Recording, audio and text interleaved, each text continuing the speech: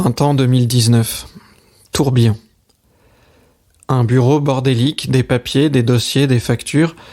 La détective rassemble sur son ordinateur le chaos de ses recherches. Elle réfléchit. On entend les voix des uns des autres, ces bribes de témoignages qu'elle a enregistrés au cours de son enquête. Vieillir ses traits. Non, je ne vois pas. Et obtenir un visage. Pas de Christophe ici à ma connaissance. Pourrait passer pour lui. Bien sûr, voici une liste du personnel. Dans 40 ans.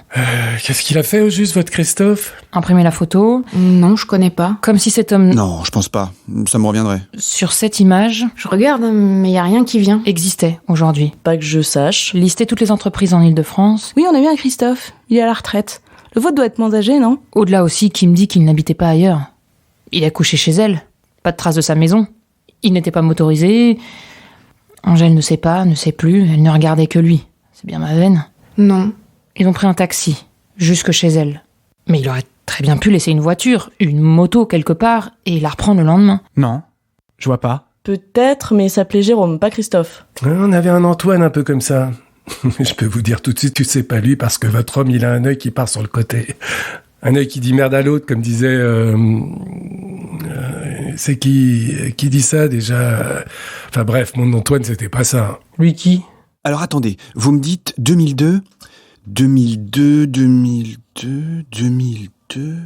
Vous voulez pas vous asseoir ? Ça me fait de la peine de vous voir debout. Attendez, bougez pas. Je vais vous chercher une chaise.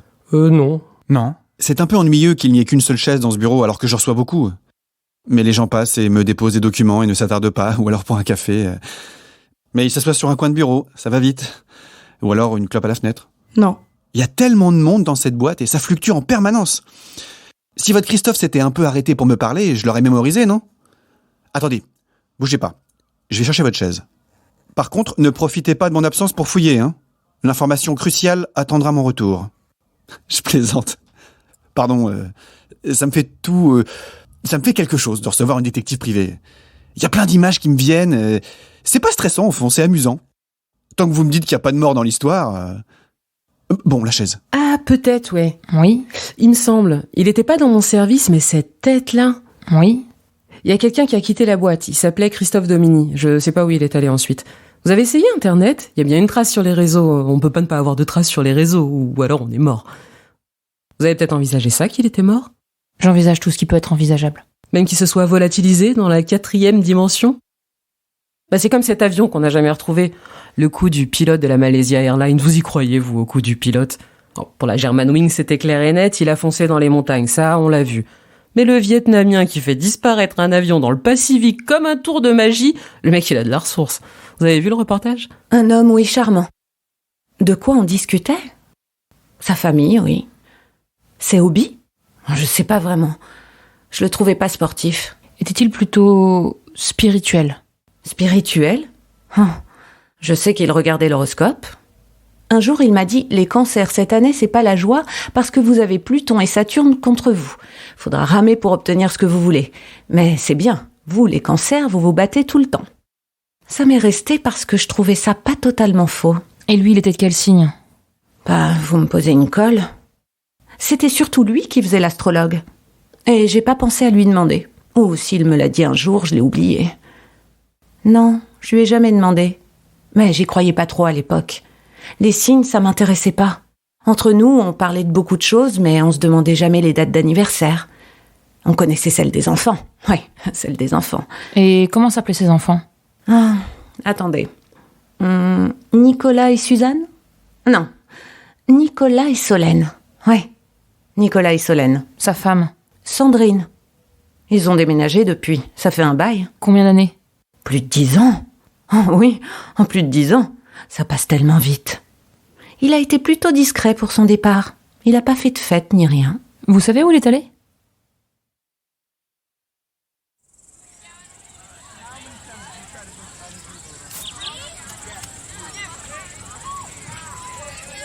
Été 2019. Plein soleil. Une tablée, des invités.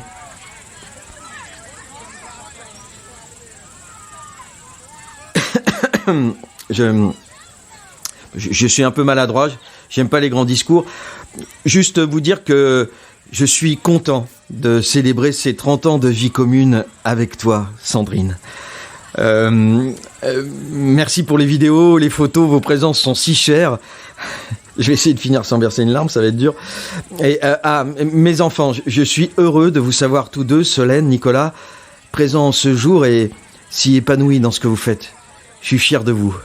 Pardon, hein, ça fait un peu discours à l'américaine, mais dans un tel moment, comment ne pas laisser aller son cœur et parler de ce qui nous rend heureux, de ceux et celles qui nous rendent heureux. Et comme dans un film où les toasts sont levés, tel un rideau sur le théâtre d'un secret, il y a comme un trou d'air dans les visages, un soleil qui brille trop, des insectes qui vrombissent, et parmi eux, une coccinelle qui vient se poser sur le verre de Christophe au moment où il va le boire.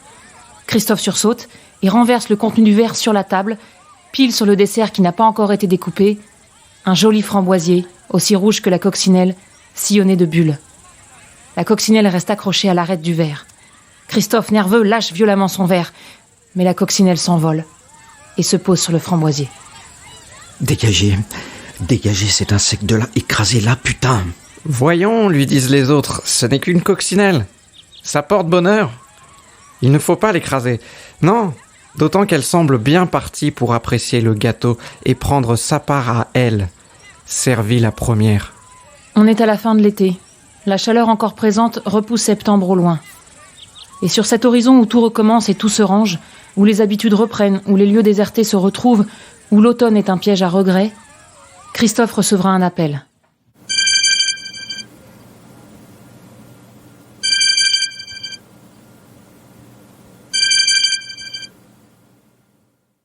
Au bout de quelques années, j'aurai terminé mon enquête. Enfin, presque. Automne 2019. Écriture. Des feuilles imprimées à côté de moi. Un homme d'une 50aine d'années, le professeur, tient dans ses mains une de ces feuilles et la lit à voix haute. Il y en a pour qui donner un baiser sur un crâne avant un match de foot constitue un trésor. Il y en a pour qui conserver un trèfle à 4 feuilles dans les pages d'un carnet constitue un trésor. Il y en a pour qui serrer fort une vieille peluche dans le noir constitue un trésor. Il y en a pour qui décorer sa maison de muguet quand les beaux jours reviennent constitue un trésor. Il y en a pour qui garder un sextoy au fond de son sac constitue un trésor. Ah bon ? Oui, j'avais lu ça de la fiancée du prince Harry. Ma mère a plein d'articles qu'elle conserve. Et je sais pas trop, c'est dur d'introduire mon histoire. Je sais pas comment faire pour relier la coccinelle à ma mère. C'est un porte-bonheur, d'accord, mais y a quoi derrière ? Pourquoi elle est si obsédée par les coccinelles ? Tu l'as demandé ? Pas vraiment.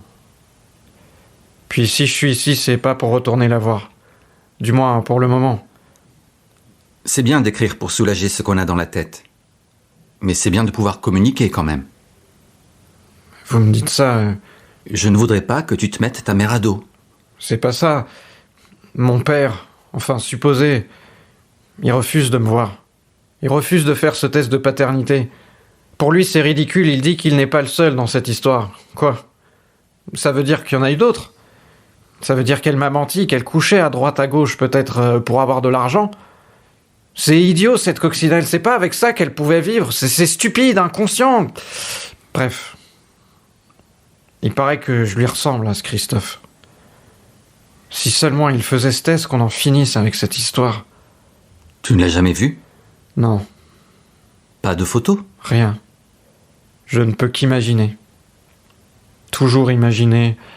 Imaginer les voir tous les deux, le voir lui, à se demander s'il va y aller, si c'est pas juste une passade, parce que tout homme porte sa quarantaine comme une tombe. Faux. Disons la cinquantaine, alors aujourd'hui... Faux aussi. Bref, il avait besoin de changer d'air et me voici. Et j'ai juste droit à être trimballé d'œuvres de charité à une autre pour prier avec la coccinelle. C'est de leur faute à tous les deux. Et si jamais je dois mettre un visage sur l'amant de ma mère, ben tiens, ça sera le vôtre. Vous auriez son âge, son allure, et vous seriez assis là, sur cette chaise, et on s'expliquerait puisque vous aimez le dialogue, monsieur le professeur. Alors qu'est-ce que mon père aurait comme excuse? Aidez-moi? On passe du temps à écrire dans ses ateliers, à se mettre à la place des autres, mais j'ai pas envie de me mettre à la place de mon père, je n'arrive pas à le comprendre. Qu'est-ce que vous lui feriez dire à mon père?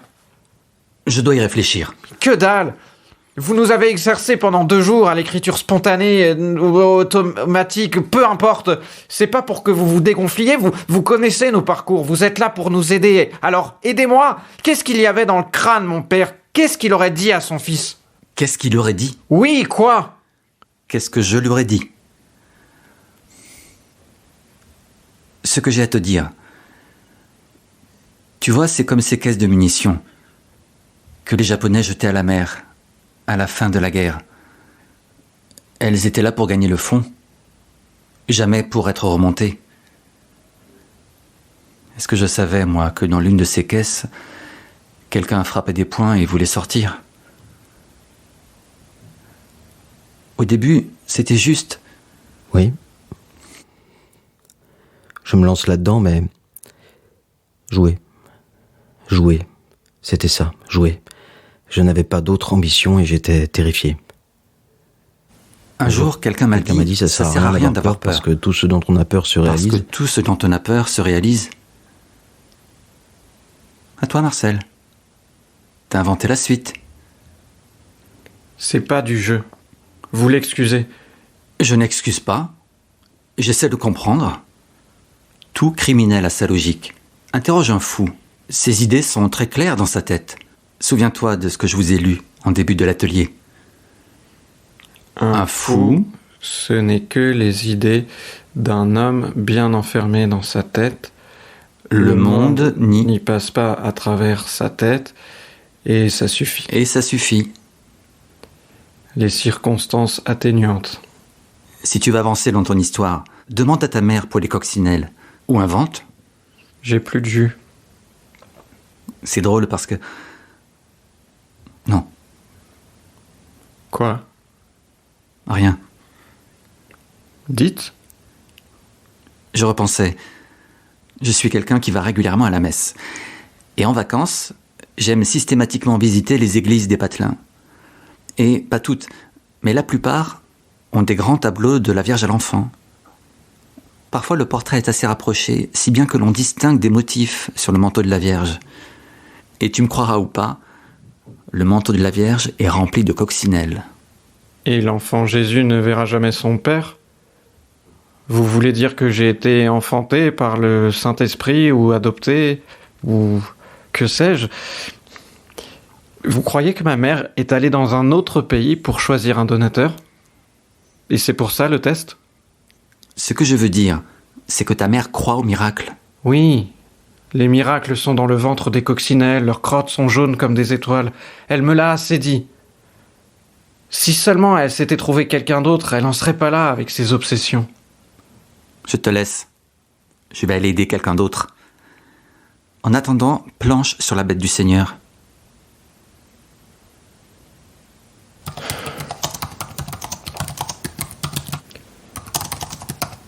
On a tous une raison de se maintenir quand l'univers est contre nous, ou quand c'est nous qui sommes contre lui. Il existe des aubes où les oublis sont des respirations, des ciels favorables à nos projections. Les épreuves sont parsemées de coups d'éclat. Il suffit de trouver un médiateur de miracles, un porte-bonheur si vous préférez. Comme un coffre plein de pièces qu'on cacherait sous un lit pour s'endormir moins préoccupé. Quand j'y repense, ma mère se confiait plus souvent à la caméra qu'à moi.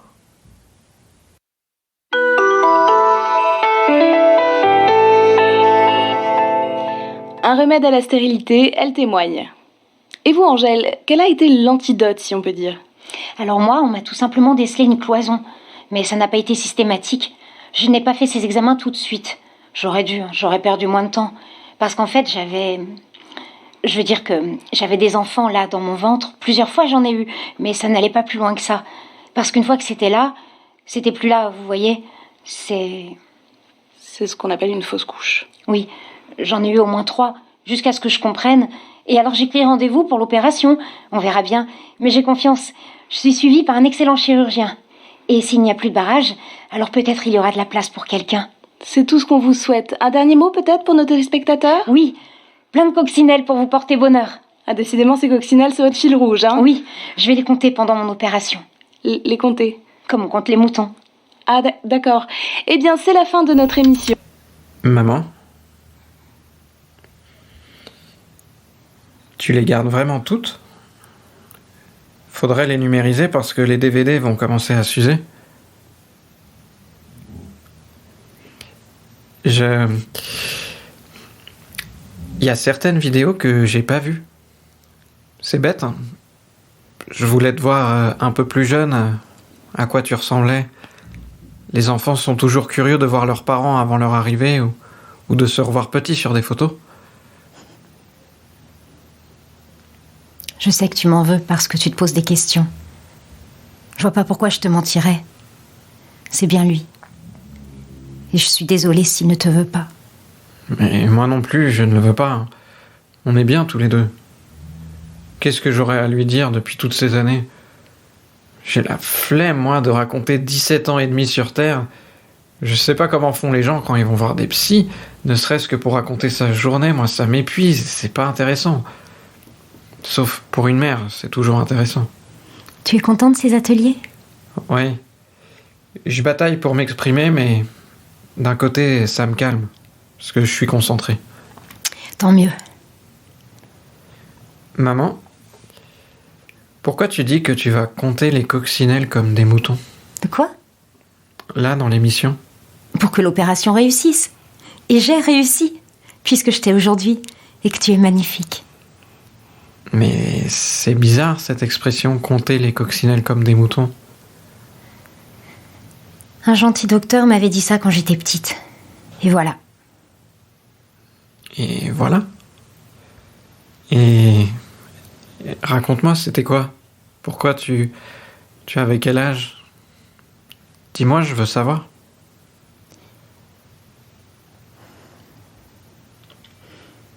J'allais avoir une très grosse piqûre au niveau de l'épaule. Et en face de moi, il y avait une sorte de tableau ou de dessin avec des coccinelles qui se suivaient. Ça faisait une ligne de carapace vue du ciel qui serpentait, comme les perles d'un collier rouge. Alors, pour me distraire pendant la piqûre, le gentil docteur m'a dit de les compter. J'étais tellement concentrée que j'ai senti à peine quelque chose appuyer sur ma peau, comme si on me la tamponnait. Ma mère attendait à côté avec mes 2 grandes sœurs que ça se passe. Elles ont suivi les étapes de l'opération. Au départ, c'est vrai qu'elles ont eu très peur. De quoi ? Mais j'ai attrapé à cet âge-là une méningite. On savait pas d'où ça venait. J'étais peut-être le seul cas de méningite depuis des années. Pas de peau, je rentre à peine à l'école et ça me tombe dessus comme la foudre. Une bactérie s'est logée dans ma tête et ça a fait des étincelles. J'ai chuté raide dans la cour de récréation. Je me suis réveillée avec pas mal de séquelles. Tu avais quel âge ? 3 ans. Mon père venait juste de partir. Tu veux dire parce qu'il est décédé ? Non, il est parti. Il avait ses raisons. Apparemment, 2 enfants ça lui allait, 3 c'était ok, à condition que le dernier-né soit un garçon.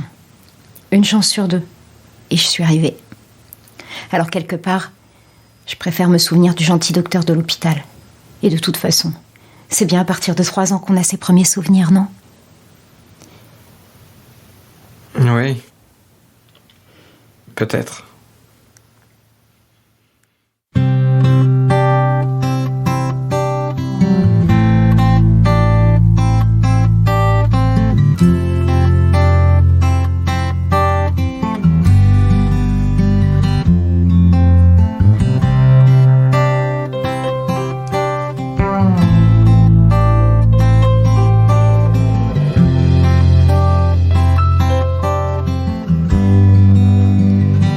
All the bridges that you burn come back one day to haunt you. One day you find you walking lonely.